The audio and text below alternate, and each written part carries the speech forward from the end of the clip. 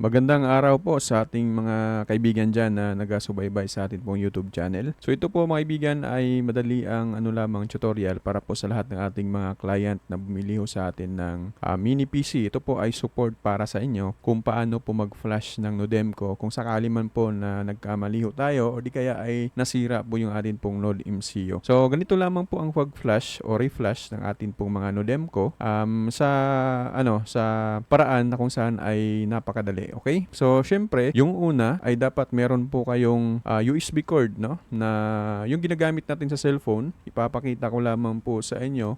Depende kasi yan sa mga kaibigan, sa atin pong nabili na mga Nodemco kasi meron pong Type-C sa Nodemco. Pero kung hindi naman po Type-C, ay ito po yung atin pong gamitin para po sa atin pong pag-flash mga kaibigan. Okay? So, cellphone, charger, ito po ay pwede ito. Tapos, syempre, ang inyo pong mga Nodemco ay i-prepare na po ninyo. So, ngayon, ilalagay na po natin yung atin pong Nodemco sa atin pong cord, no? Para sa pag-flash ho natin. So, ayan po, nakalagay na po yung Nodemco natin sa cord natin. At syempre, ito po ay naka-connect dun po sa computer or sa laptop po natin. Okay? So, ayan, yung ating gagawin muna ay pupunta muna tayo sa site ng wifi5soft.com. So, ang dami pong nagtatanong, bakit di daw nila mapasok yung Wi-Fi 5Soft na site? So, yun. So, dapat lamang po maibigan, wifi5soft.com yung atin pong ilagay. Again, wifi5 tapos soft.com. Makita nyo naman po sa screen natin. So, yan po yung dapat ninyong i-browser, no? Sa Google ho ninyo.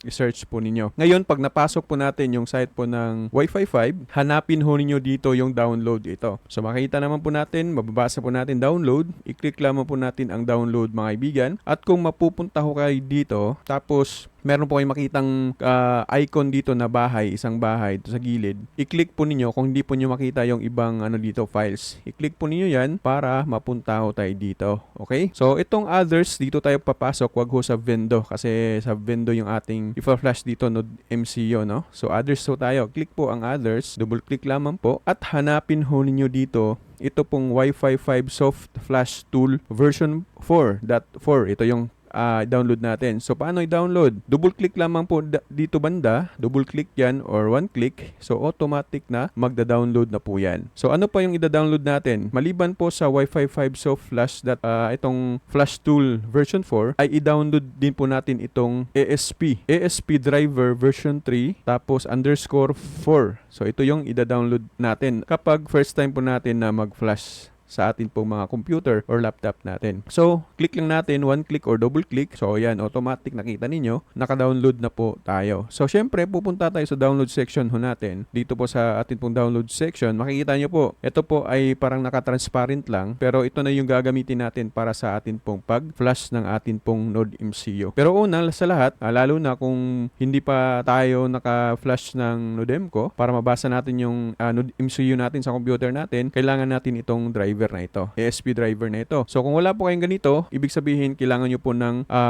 WinRAR, no? WinRAR. So, syempre, paano po yan? Pupunta kayo sa browser ninyo, mag-download kayo ng WinRAR, i-install sa inyong computer para makita nyo po yung ganito. Kung sakali lamang po, ito yung nakikita na ninyo. Okay? So, yung gagawin natin dito is right-click, tapos extract files. Extract files, click, tapos click okay. Ayan. Para magiging ganito na po yan. Ito na po siya. So, open natin to. Tapos, ito yung makikita natin. Palakihan natin. Ito yung makikita natin. Double click lamang to natin or i-open po natin. Okay? So, double click ko lang. Actually, na-install ko na sa computer ko ito. Kaya hindi ho ito mag-proceed ng tama. Hindi po siya mag-proceed pala ng tama. Click ko yung install. I-click niyo ang install para po sa inyo pong mga computer or laptop. So, ito. Kinlik ko yung install. Ayan. Driver install success. Okay pala. So, yun yung pinakaunang gagawin mo. Pag na-install na siya, balik tayo doon sa download section natin na kung saan ito yung atin pong na-download. Ito siya. Kung makita nyo po sa screen, medyo di mo agad mapapansin kasi white yung logo nito. So, ang gagawin nyo dito is right-click, open, or double-click lamang natin ang eto banda. Okay, so para mas madali is click nyo ang open. Tapos, kapag nakikita nyo po ganito sa computer ninyo, click lamang po ang more info. Ayan. Tapos, run away. Okay? Click run away. So, lalabas po agad ito. Wait lang natin. Kasi hindi po agad lumabas sa akin, no? Okay, so hintayin lamang po natin. Ayan, so lumabas na po siya. Ito yung makikita natin sa pag-flash po natin sa atin pong Node MCU. So okay, so eto makikita natin dito, minsan merong port 1 or di kaya walang makikitang port COM1 dyan. Ito, COM1 sa port. Ibig sabihin, hindi pa nakasaksak yung inyo pong Nodemco. Okay, sa computer po ninyo, hindi pa siya connected.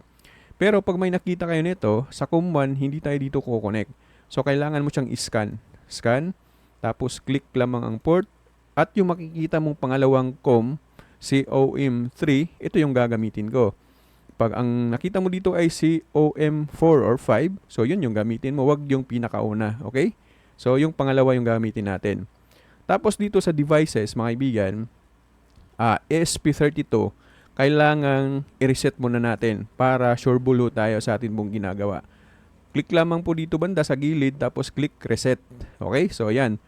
Pag nagawa na po ninyo ito, ipapakita ko sa screen kung paano din po natin siya hawakan yung atin pong mga yun pong ating Nodemco. So yung Nodemco natin may nakalagay po dyan na flash button. So i-click mo yung flash button na yan. Okay? I-click natin yan habang magpa-flash tayo. I-click natin tong flash at mapapansin ninyo ay magbi-blink po itong atin pong Nodemco. Okay? So ito, ipa-flash ko siya ngayon. So ito mga kaibigan, ipa-flash ko siya. Wag mong tawag dito, yun pong hinahawakan natin na push button ng flash ay wag mong bitawan. So i-click ko ang flash, tapos magda-download po yan. Ayan, nagbi-blink yung Nodemco. Hindi nyo nakikita sa screen. Ayan, pag nakita nyo po ang hard resetting via RTS pin, so ibig sabihin successful po tayo sa pag-reset. Bitawan nyo na po yung Nodemco po ninyo. Okay? So ngayon naman, pupunta tayo dito sa device. Hanapin po ninyo yung inyo pong ginagamit na Nodemco. Para sa akin, yung gamit natin ngayon ay ESP8266. So, isa yung pipiliin ko. Okay?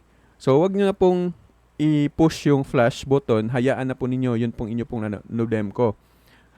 Kapag na-reset na po siya, tapos pag napalitan na po natin dito, ay hayaan na po ninyo ang inyo pong Nodemco. So, kailangan nating i-click ang pag-flash. Yung flashing dito, ito, flash. So, makikita nyo mapapansin nyo, sa inyo pong Nodemco, habang nagpa-flash tayo, ayan, naklik ko na yung flash, ay magbi-blink yung kulay blue, light blue, or indicator na blue sa Nodemco po natin. So, hintayin lamang po natin hanggang matapos po ang atin pong pag-flash, hanggang pong maging 100% po ito. So, pag naging 100% po yan, ibig sabihin, successful ho tayo sa atin pong pag-flash ng atin pong Nodemco para po sa sub-vendo. So ito po yung pag-flashing natin mga kaibigan, no? Sa wireless ho natin. Pag nakita nyo po dito itong leaving hard resetting via RTS pin, ibig sabihin successful na ho tayo. Makikita po ninyo ang Nodemco ay nag-steady na po yung kanyang indicator na blue sa board po natin. So ayan, pwede na po natin gamitin to mga kaibigan. Ito pong atin pong Nodemco, pwede na po natin itong tanggalin at ilalagay na po natin. I-testing na po natin sa atin pong mga board mga kaibigan. So congratulations sa lahat po na nakasunod sa atin pong video tutorial. Kung hindi nyo pa po nasundan, balikan nyo lamang po. At sa lahat ng ating mga kaibigan dyan na bago pa lamang po sa atin pong YouTube channel, huwag nyo pong kaligtaan na mag-subscribe, mag-like ng ating video, mag-share po ng ating video mga kaibigan, at ang pinaka-importante sa lahat na i-hit po ninyo ang ating pong notification bell. Again and again, magandang araw po sa ating lahat and God bless us all.